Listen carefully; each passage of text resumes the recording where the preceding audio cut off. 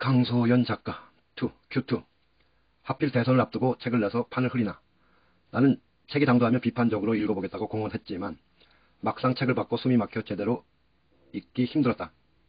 책에 등장하는 음료수도 거부한 선의의 촛불 시민처럼 그를 지지하지도 촛불 현장을 꼬박 지킬 만큼 정의감이 투철하지도 않지만 책의 홍보 문구와는 달리 격정과 토로의 감정적 톤엔 매너는 탈수기와 건조기까지 돌려 다 뺀 차분한 문장으로 또박또박 쓴 책 내용이 오히려 너무 아파서 한 장 한 장 넘기는 일이 고통이었다. 책을 읽으면서 숱한 오해와 공격에도 아무런 보상 없이 선의로 자신의 시간을 쓰고 고통을 나눈 촛불 시민들에게 미안했다. 그토록 편향을 갖지 않으려고 내 나름대로 노력함에도 불과 얼마 전의 일조차 까맣게 잊고 내 임의로 해석하고 말았던 나의 오만함이 창피했다. 귀찮아서 얼핏 보도 흐름만 보면서 조국의 안이함이 초래한 논란 정도로 치부하고 말았던 내 게으름이 부끄러웠다. 논리적이고 차분한 논조로 정교한 세공품을 그리듯 구체적 근거를 적시하는 저자의 일관된 자세에 압도당했다. 측은지심에 흔들리지 않고 책의 허점을 짚겠다는 애초의 각오는 사라지고 오타 한자 없이 한 줄 한 줄 써내려갔을 사람의 마음을 헤아리지 않을 재간이 없었다. 팔순 아버지가 꼽은 세 가지 책의 의미. 반면 각자의 책으로 읽은 아빠는 밤을 새워 이틀 만에 다 읽으셨다. 1939년생으로 한국 현대사의 산 증인이라 할 수 있는 아버지는 소위 조국 사태 초기 표창장 논란에 저거 별거 아니다라고 하셨다. 당신이 누구보다 잘한다고. 어느 기관에서도 기관장이 직접 직인 찍지 않는다고 하셨다. 그때만 해도 나는 내가 가장 존경하는 아버지의 말조차 섣불리 믿을 수 없었는데 아버지는 직관적 확신 때문이었는지 책이 당신의 추론을 확인하는 과정이었다고 하시면서 세 가지 의미를 짚으셨다.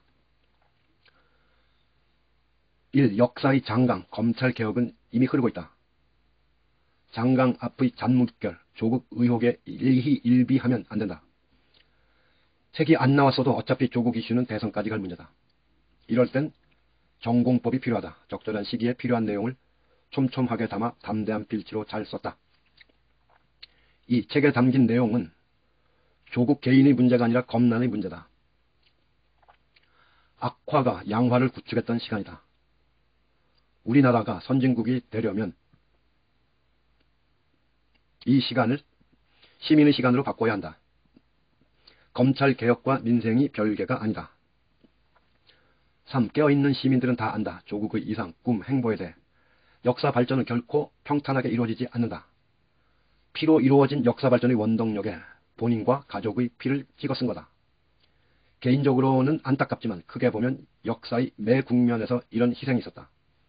지금의 이 모든 오해와 억측, 분열과 소란이 발전의 원동력이 될 것이다. 책의 8분지 1을 읽은 시점에서 아빠의 말씀을 그대로 받아 적으면서 과도한 의미 부여가 아닌가 싶었다. 그럼에도 불구하고 명색이 대형 국책과제의 이슈관리 전략을 짜온 전문가 입장에서 아빠의 말씀 이래는 동의하지 않을 수 없었다.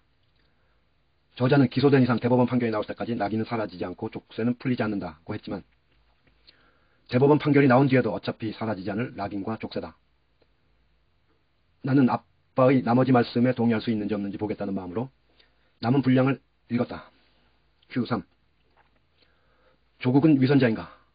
책의 마지막 장을 덮고도 남은 질문이다. 조국은 위선자라 문재인 정부의 공정의 가치와 개혁을 망쳤다는 비판은 내가 접한 민주당 일각 진보진영 학자들, 진보적 관점을 가진 여러 분야 전문가들의 입장이었다.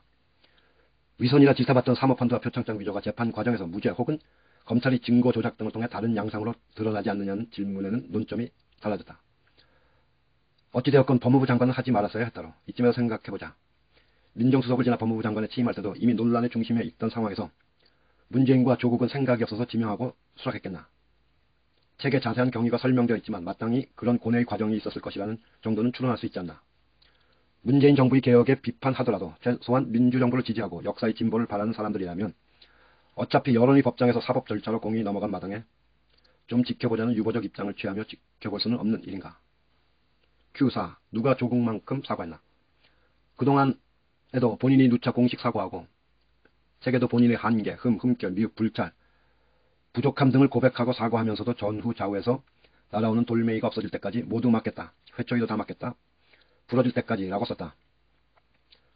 그런데 또 여전히 우리 사회에서 민주당과 진보 진영에서조차 조국은 금기어다. 노무현 대통령 재임 시절에 국회에서 환생경제 연극을 통해 대통령을 조롱했던 나경원 전 의원이 노무현 정신을 운운하는 시절이다. 노무현의 아방궁과 논두렁 시계를 기억하는 사람들이라면 지금 단계에서 조국의 위선자 프레임에 갇혀 언급 자체를 기피할 것이 아니라 내 아버지 말씀처럼 장강의 잔물결로까지 인식하지 않더라도 조국의 범죄 혐의와 검찰개혁은 분리하여 인식하는 것이 전략적으로도 유용, 디태치먼트 스트래티지가 되지 않는가. 나와 내 가족이 만신창이 되었지만 공적으로는 다행이라고 생각했다. 273쪽은 인정해야 하지 않나. Q5. 누가 살아있는 권력인가? 조국의 시간은 그동안 막연하게 생각했던 검찰공화국의 문제점을 한데 집약해놓은 교과서다.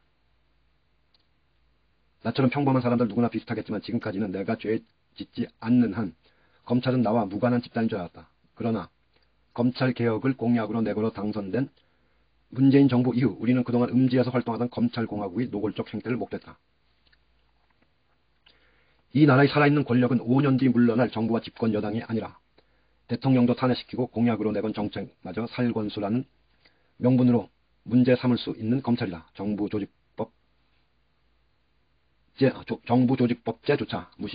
정부조직법제조차 무시하며 총장은 법무부 장관이 부하가 아니다 라고 공언하는 집단이다. 현직에 있으면서 대통령과 맞서는 검찰총장을 박해받는 검사의 상징으로 포장해주는 언론은 수군가의 범이 내려온다까지 인용, 저자는 책에서 잘못 인용한 점을 통쾌하게 짚는다. 인용하며 박근혜를 칭송하던 형광등 100개의 아우라를 넘어 윤비어천가를 부르고 있다. 누가 살아있는 권력인가? 최근 사회의 본질을 고민하게 했던 80년대 사구체 논쟁처럼 기득권의 작동 원리, 검, 언정, 언검, 칼텔이 작동하는 본질을 낱낱이 일러준다. 사구체 논쟁, 사회구성체 논쟁.